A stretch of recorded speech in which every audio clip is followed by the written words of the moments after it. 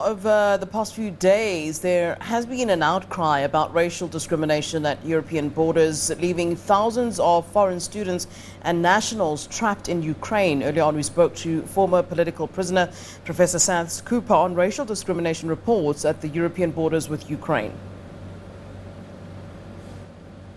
It's in times of crises, it's in times of extreme danger, when peril looms all around us, that we tend to show our true colors. And in this case, that racism that has not died, that the world saw with the Holocaust in Germany and other parts of Europe, has remained. That racism has not been expelled from large parts of the world, and in particular in Europe.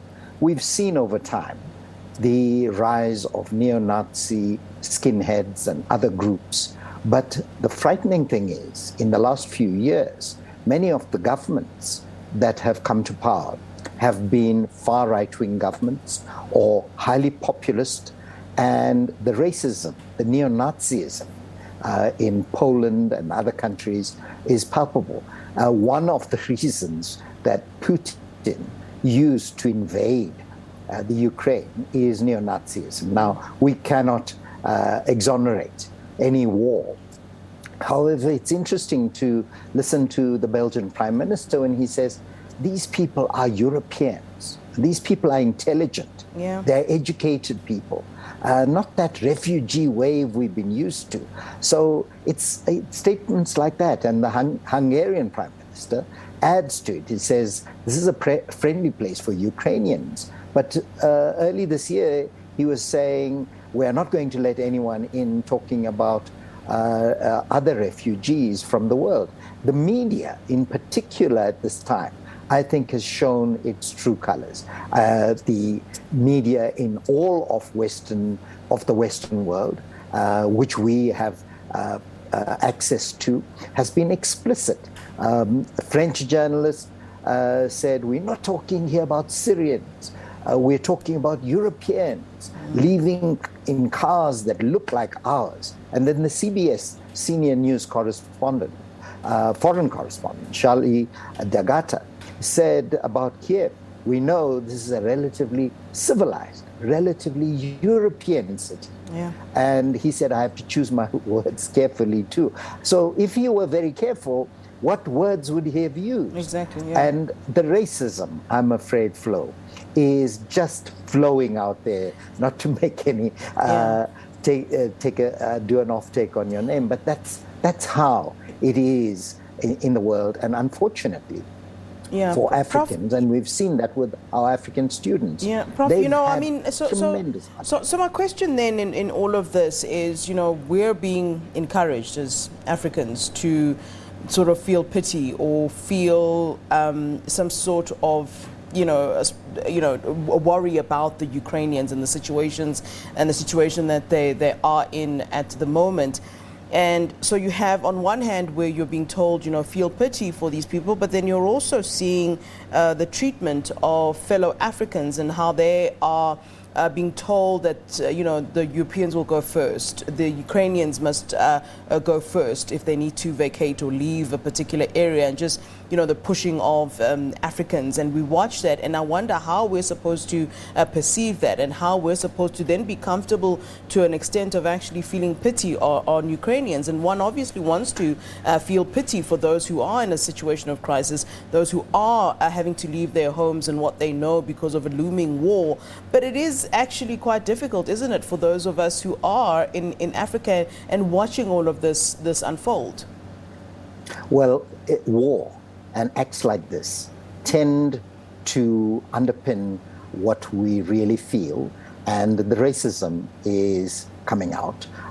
There's an attempt to explain it away using culture, using politics, even saying, we want to prevent terrorism in our countries. But we ignore that those acts terrorize Black people, terrorize people who are not European. And I'm afraid we in the majority world that world that is outside of the global north, have not taken a stand on this. It's a direct sequelae of the Congo River Basin Conference in 1885, 1886, where the whole of Europe carved out bits of Africa. They have benefited from us. They continue extracting from us. And in some parts of this continent, the French-speaking countries, former French colonies, are still paying colonial taxes to France. We need our African leadership, we need the majority world leadership that's outside of the global north to stand up and say, we're not going to put up with another repeat of what happened in 1945. We need to rid the world of the scourge of othering, which we make excuses for. Ultimately, how we treat the worst off amongst us reveals our own claim to being human. And if we make these kinds of distinctions, what is that humanity worth? Yeah. Prof, I thought you made such an interesting point earlier on in our discussion when you said that media has shown its true colors, and obviously being someone who works in the media, that is quite a statement, isn't it? And, you know, a lot of people have in the past been saying that, you know, the media is biased, but now, you know, it's kind of shown itself a lot more given this particular situation where there's this almost side show happening or side comment or tacit thing that, you know, Europeans aren't supposed to be dealing with devastation. It's okay when it's people of color, when it's people that are not Europeans that are going through strife. Sure. And I wonder, after all of this, how will we then be able to recover, and how should the media be able to recover from what essentially is, you know, a reputational problem, in that now people might struggle to trust the media given how much, as you've said, the media has shown its true colors and indeed shown some sort of bias, and all of us have kind of been watching that unfold.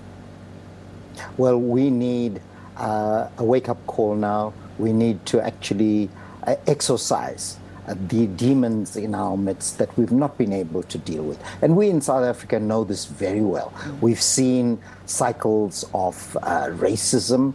We have attempted to deal with it openly, and the rest of the world hasn't. You see, they still look at us in pitiful terms, in terms that tend to diminish our true humanity. They have not come to the recognition that we all are the same. Ons is dieselfde, siyafana nje. We are made up of the same biology. And yet, how they see us, the marks of their origin, their growing up in racial and other situations, tend to influence how they view the rest of the world.